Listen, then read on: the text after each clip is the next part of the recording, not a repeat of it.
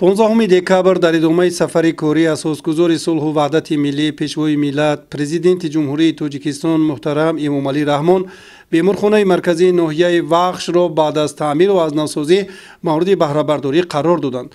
بیمارخانه مرکزی ناحیه وخش که از کلانترین انشاءات تندرستی ناحیه و حدود ولایت ختلان دانسته می شود، با دستگیری حکومت جمهوری تاجیکستان در زمینه تطبیق لایحه حفظ سلامتی مادر و کودک و بهتر نمودن سمت یاری تجلیلی طبی در ناحیه های ولایت ختلان مرحله های دوم و چهارم مورد تعمیر اساسی و تجدید و برقرارکنی قرار داده شد. محض در دایره همین لایحه بیمارخانه مرکزی ناحیه وخش به واسطه با مبلغ گذاری حکومت جمهوری تاجیکستان و دستگیری مالیوی شریکان رشد با استقبال صنایع بزرگ و تاریخی و گرامی داشتی سطح بلند از 35 سالگی استقلالیت دولتی جمهوری تاجیکستان از تعمیر اساسی برآورده شد. اکنون در اینجا برای زیاده از 200,000 نفر اهالی ناحیه وخش امکانات بیشتری تشخیص و معالجه مهیا گردید.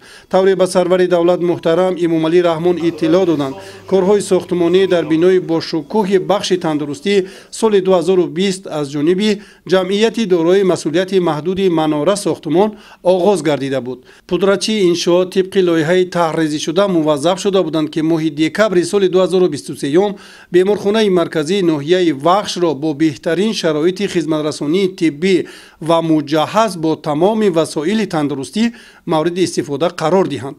بیمارخانه شروع از سال 76 کار و فعالیت را سر کرده است. دارای 7 شعبه یاری رسان بوده و شعبه و حجره های یاری رسان است. با 118,000 اهالی خدمت خود را میرساند.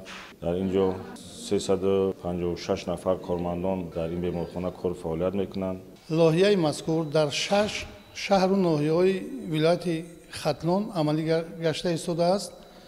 از آن جمله در ناحیه وخش ساختمان آن را به عهده داریم. کارها پورا به انجام رسانده شدند در مهلت تعیین شده. در رفت ساختمان زیاده از 200 نفر با جای کار دائمی مشغول بودند. مسائل ساختمانی از خارج کشور وارد کرده شدند. شادی نشاط طبیبان ما حد و کنار ندارد، زیرا که بیمارخانه ما سالهای طولانی به تعمیر نیاز داشت. با شرافت اساسگزار صلح و وحدت پیشوای ملت محترم جناب عالی امامعلی رحمان بیمارخانه ما با شکوه با شرایط‌های زمانوی با تجهیزات‌های زمانوی معاصر جهازانیده شد. ما کارمندان ساحه تندرستی از پیشوای معظم ملت محترم امامعلی رحمان منتداری خود را بیان می‌کنیم. بیناکاران شرکت جمعیت دارای مسئولیت محدود مناره ساختمان هر سه قبط بینای شفاخانه،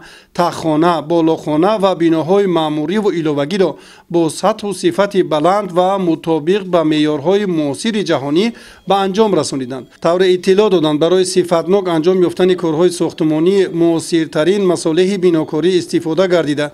در انجام وسعتناک کارهای سازندگی نزدیک به 200 نفر ساکنان ناحیه وخش با جای کار و معاش بلند تامین گردیدند. بیمارخانه ما با تجهیزات‌های حاضر زمان با مانند ثبت برقی دل، اخو مانیتور، کاردیو مانیتور تجهیزانیده شده که مشکلی را از بین برد. شخصا ما دوام 30 سالی آخر چنین تجهیزات نبود، دسترس نبود. بیماران را با مرکز شهر جمهوری روان می‌کردیم. من امروز در شعبه بیماری قلب همه تجهیزات حاضر زمان تجهیزانی شده، کارهای ما آسان گردید.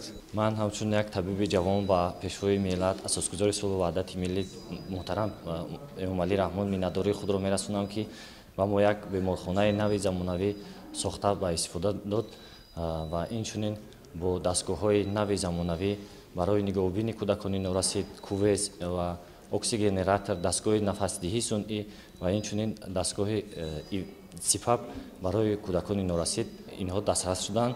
وصل و نصب خطای آب نوشاکی و خطای آب و تشناب همچنین تأمین بینای محتشم با برق صفتناک بنیاد پایگاه‌های تأمینات برق و قبرهای قطرشان گوناگون در مسافه 1 کیلومتر از مرکز ناحیه وخش به سامان رسانیده شده است. برای تأمینات آب همیشگی انشاءات آبرسانی غنجایشش 50 کوب نصب کرده شده است که در تأمینات آب همه شعبه‌های بیمارخانه و آب برای زمین‌های خواجگیداری مساعدت خواهد کرد. سیستم گرمیدهی بیمارخانه نیز به طور موثر یعنی فرش‌های گرم کننده تامین کرده شده، دستگاه‌های هوا تازه کنی و تامین کننده هوای سلقین در دوره تابستان نصب شده است. همچنین میزوجان برای برآمدن به آشیانه سیوم از لیفت زمانوی استفاده می‌برند. در مؤسسه تندرستی تجهیزات موثر طبی از دولت‌های آلمان، ژاپن، آمریکا، اسپانیا، ایتالیا و چین با مبلغ بیش از 15 میلیون سومانی خریداری و وصل و نصب کرده شده است. در بیمارخانه دستگاه‌های ضروری جراحی، اکسیژنراتورها، رنتگن رقمی، دستگاه تشخیص اولتراسادا و ثبت برقی دل فراهم آورده شده است که قبلا طبیبان به چنین تجهیزات زمانوی نیاز بیشتر داشتند. فراهم ساختن چنین شرایط سازگار تشخیص و معالجه و تامینات دستگاه و وسایل ساخت زمانوی تندرستی امکان فراهم می‌آورد که طبیبان به ساکنان ناحیه وخش و دیگر ناحیه‌های همشفت آن با سطح و صفت بلند خدمت رسانند. ما طبیبان بیمارخانه مرکزی ناحیه وخش با اساسگزار صلح و وحدت ملی پیشوای معظم ملت محترم امام علی رحمان اظهار سپاس و مینه‌داری می‌نماییم که برای ما طبیبان چون یک بیمارخانه نو زمانوی با شرایط جهانی معاصر در عرفه 35 سالگی استقلالیت دولت جمهوری ترکستان هدیه نمودند.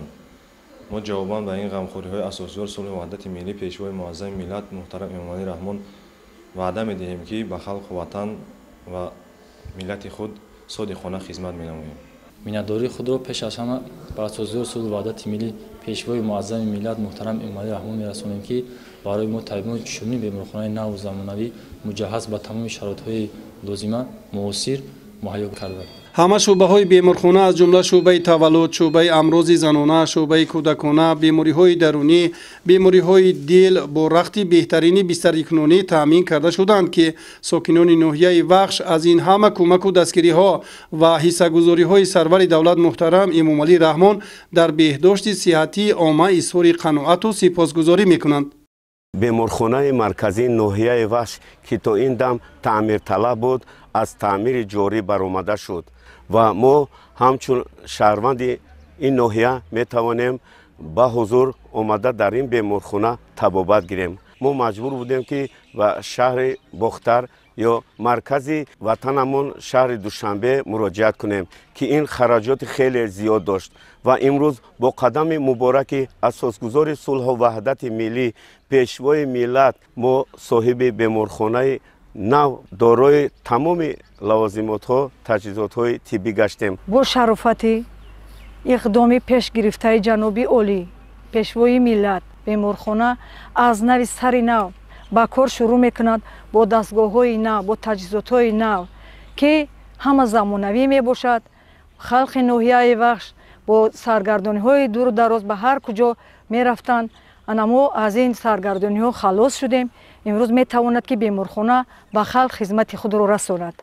ما مینه‌داری خود را با جناب عالی با پیشوای ملت با اساسگزار صلح و وحدت همچون مادران ناحیه وخش همچون ساکنان ناحیه وخش مینه‌داری خود را می‌رسانیم. در ناحیه وخش قریب 800 نفر کارمندان سوها فعالیت می‌کنند که 120 نفر آنها همچون طبیبان دارای درجه عالی در این مؤسسه طبی و دیگر بیمارخانه‌های منطقوی ناحیه وخش با دست و دل و نیت نیک به ساکنان خدمت با ثمر طبی می‌رسانند. چون هدف حکومت جمهوری تاجیکستان تامین صحتی جامعه و نسل سالم دانسته می شود، در دایره همین هدف‌های سازنده امکان فراهم آمد که همین گونه یک انشاءات معاصر و مجهز در خدمت ساکنان قرار بگیرد. پرزیدنت جمهوری تاجیکستان محترم امام علی رحمان به طبیبان و مسئولین نهاد تندرستی سفارش دادند که با استفاده از چنین شرایط به بیماران در سطح بلند خدمت رسانی ها را به راه مانده به مسئله معامله خوش با بیماران و نزدیکان آنها توجه خاصه ظاهر نمایند. از این بعد در بیمارخانه ناحیه وخش اصولهای زمانوی تشخیص و معالجه جراحی های هر گونه بیماری ها با استفاده از تجربه طبی دولت های پیشرفته راه اندازی خواهد شد. همه حجره های کاری و استراحتی طبیبان و کارمندان دارای شرایط های ارزنده می باشند. اکنون طبیبان بیمارخانه ناحیه وخش می توانند به ساکنان ناحیه‌های کوشانیان، جلال‌الدین بلخی و شهر بختر نیز با صفت بلند خدمت رسانی کنند. همین گونه با از نوسازی و مجهزگردانی بینای اساسی بیمارخانه شرایط سازگار و مطابق با استانداردهای جهانی طبابت مهیا کرده شد.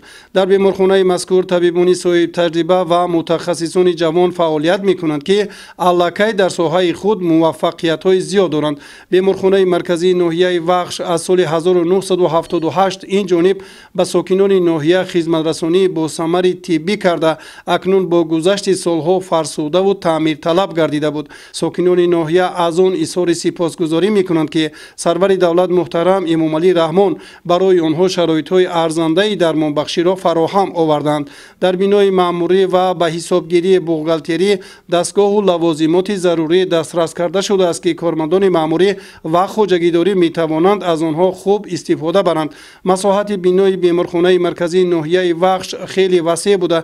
در دایره عملی شوی لایحه مذکور و دستگیری‌های بی‌واسطه حکومت جمهوری تاجیکستان همین گونه زیبا و زمانوی آرایش داده شده است. در صحن بیمارخانه درخت و بوته‌های نادر و گل‌های موسمی شنانده شده است که به فضای اینجا زیبایی خاصه و تراوت همیشگی عطا می‌کنند. راهروها و توقفگاه بیمارخانه اسفالت پوش کرده شده. برای واسطه‌های نقلیات و автомашинаҳои ёрии таъҷилӣ шароити мусоид фароҳам сохта шудааст. ҳамчунин барои айодаткунандагон нишастгоҳҳои замонавӣ насб гардидааст. шабона низ бинои беморхонаи марказии ноҳияи вахш ва саҳну атрофи он чароғон карда шудааст ки хеле рангоранг ба назар мерасад. корҳои равшаннамоӣ бо сатҳу сифати баланд ба анҷом расонида шуда акнун иншооти тандурустӣ ба зебогии маркази ноҳияи вахш зинати хоса зам мекунад.